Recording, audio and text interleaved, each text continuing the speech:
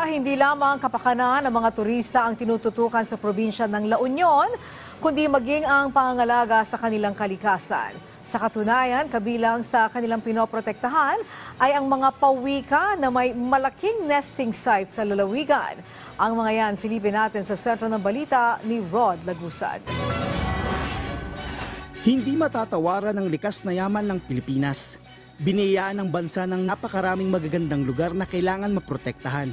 Higit pa sa surfing o nightlife, ang lalawigan ng La Union ay may mahalagang papel na ginagampanan. Ang Coastal Underwater Research Management Actions o Project Kurma ay nakatuon para sa conservation ng mga pawikan doon. Taong 2010 nang mabuo ang grupo matapos madiskubre na malaking nesting site para sa mga pawikan ang lalawigan. Paliwanag ng grupo, habang buhay mangingitlog ang mga pawikan sa lugar kung saan ito ipinanganak. At dito sa La Union, kabilang ang mga bayan ng San Juan, San Fernando, Bacnotan at kamakailan lang sa Bawang, ang mga lugar na may nesting site na. Umabot na sa halos 7,000 hatchlings ang average na iluluwal dito nitong mga nakaraang mga taon. Pero noong mga panong ding iyon, talamak pa ang illegal hunting, pagkain at pagbebenta ng mga pawikan. Nagsama-sama po yung province. Ito po ay isang private and public partnership. So nagsama-sama po yung ating probinsya and na-eradicate natin yung poaching sa province. And yung mga dating poachers, ngayon sila na yung ating pawikan patrollers. So ngayon naghahanap pa rin sila ng mga itlog. Pag may nakita silang pawikan, nire-report pa rin nila. Pero ngayon, for the conservation efforts naman po. Sa turismo, napakahalaga ng pagkakaroon ng sustainability at balanse, lalo't nagsisilbi itong kabuhayan ng mga tao. At malaki ang ginagampanan ng pamahalaan para masigurong may mga ganitong programa. So ang pawikans, actually yung tawag sa kanila ay keystone species. So ito yung mga foundational parts ng isang ecosystem.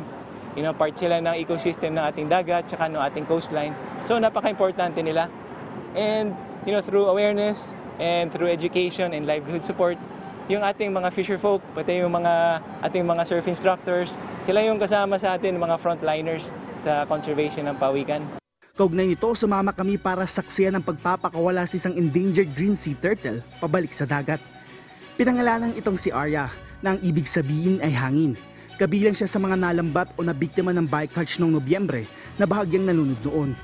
Dahil dito, isinailalim siya sa rehabilitasyon na makakatulong para sa kanyang pagpapalakas at pagpapagaling. Sa araw na ito, may kitang masigla si Arya. Sunod nito, nagtulong-tulong na ang grupo para muli siyang ibalik sa dagat. Ang Department of Tourism Region 1 ay tumutulong sa turtle hatchery. In fact, nakikipagpulungan po kami sa mga private industries dito para maisulong po na isa po itong produkto para maturo ng mga pamilya sa mga anak nila na this is one way to give back to nature. So, of course, you enjoyed the beach, but you also have to make sure that you take care of it. So, and you leave it the way that you arrived it here.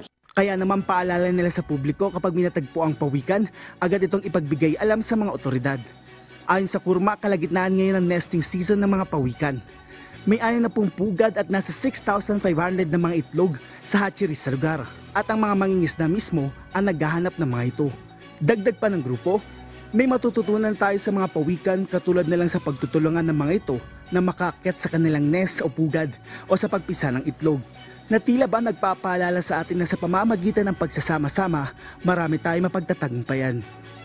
Importante ang pagiging responsable sa pangangalaga ng kalikasan dahil higit sa magandang tanawin na hatid nito, ito ay kabuhayan ng mga komunidad na umaasa sa benepisyong hatid ng turismo. Mula dito sa San Juan, La Union, Rod Lagusad para sa Bayan.